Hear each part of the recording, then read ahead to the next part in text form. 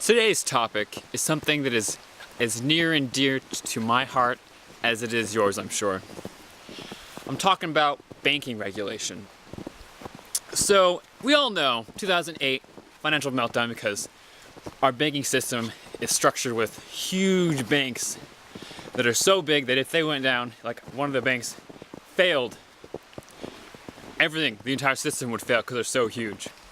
So it was structurally a dangerous situation to be in, and it was structurally such that if they did fail, our economy would have been much worse than what it has been. So the government bailed them out, and you and me are paying for it for the rest of our lives through our taxes, because it's paid for by debt.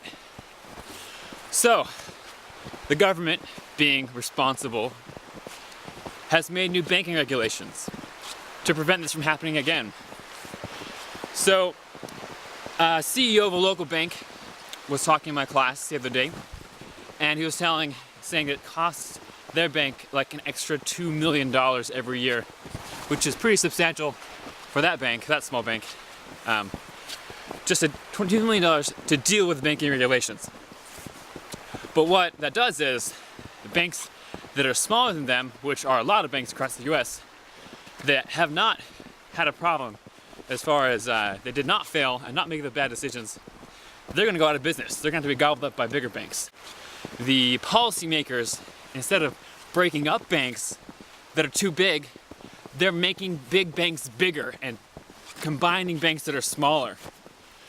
So this is really bad. Who's driving this madness train? I am very, very angry at our politicians for making our banking structure less safe than it was before, and a potential for me to have to be paying again to bail out the banking system if it happens.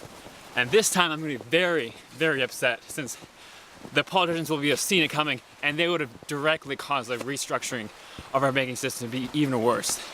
I'm angry about this, and so should you be.